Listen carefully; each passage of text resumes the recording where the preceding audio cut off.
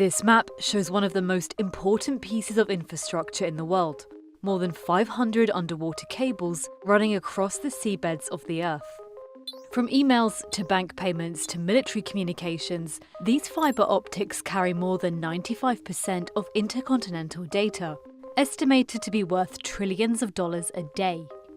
And they are at the centre of a power struggle between the US and China. These cables, they're an appetizing target for espionage and surveillance. Here's how the US and China fight for tech dominance beneath the waves. There's so much raw information flowing around the world that existing satellite networks and wireless networks can't handle it all. Making underwater fibre optic cables the main data carrier. And when it comes to installing them, the US is among the global leaders.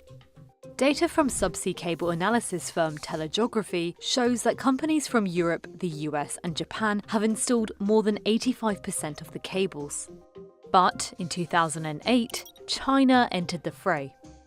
Policymakers there see it as a very important part of its future economic success. The Chinese government has encouraged a lot of investment in companies that not only provide chips that can build these cables and make the cables themselves, but also make the equipment that processes these massive amounts of data flowing through them. Established in 2008, cable-laying company Huawei Marine Networks quickly brought China into the ranks of the industry's leaders. One of its most ambitious projects is the so-called Peace Cable, estimated to have cost $425 million. The 15,500 miles long fibre optic network came online in 2022, connecting nearly a dozen countries in Asia, Africa and Europe. China's investment in the submarine cable industry is part and parcel of the goals that it's seeking to advance through the Belt and Road Initiative, which is to expand its economy, to improve its diplomatic relations and also its economic ties to many countries around the world. But the Peace Cable could be China's last big undersea cable project. The US is trying to prevent a small player from becoming a dominant player. The company was backed by Chinese tech giant Huawei, which became a target of Trump administration sanctions over espionage concerns back in 2019.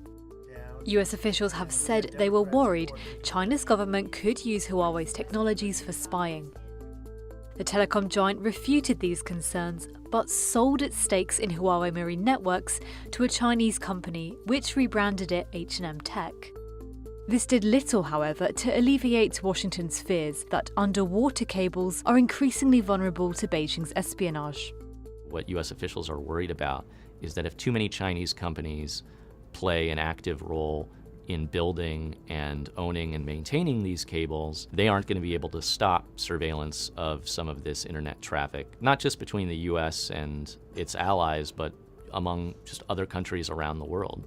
In 2020, with billions of dollars of infrastructure investments at stake, Washington issued policies to exclude Chinese companies from its internet infrastructure. We're working to ensure that the CCP can't compromise information carried by the undersea cables that connect our country and others to the global internet. In one case, this US crackdown forced cable builders to drop plans for a direct link between LA and Hong Kong. This is not a global ban on Chinese equipment being used in any part of the internet. What US officials are trying to do is convince and sway not just national governments, but also private companies that are building certain cables in places they consider very strategically important from doing so without using Chinese parts. And in 2022, the White House helped American cable-laying giant Subcom secure a $600 million project that H&M Tech had been in the running for. Just like the Chinese-built Peace Cable, the new project will link Southeast Asia with Europe via the Middle East.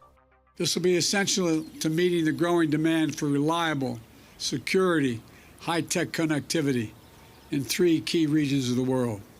Subcom and HMN Tech didn't respond to requests for comment on how much their work is influenced by government policy. Despite US efforts, the competition between Washington and Beijing is far from over. Chinese companies like HMN Tech and SPSS, they're building new ships and they're building new factories to expand their footprint. These ships don't just build cables, they repair them. There are hundreds of cables around the world. They break all the time and they need to be fixed. There's also a shortage of these ships around the world.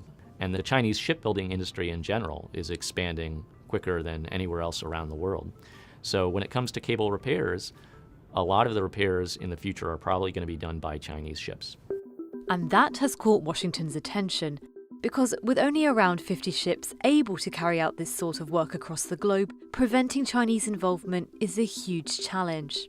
All of these things are part of a great power competition between the US and China. Geopolitics are just affecting the business of building these cables more than they ever have. Regardless of what happens over the next few years, I think you're going to see more meddling by national governments in building these cables, and you're going to see more financial support deciding where these cables are going to run and who builds them, because it is a tough business to make money at. There's a lot at stake to government officials that want to make sure that their domestic industries succeed for decades to come.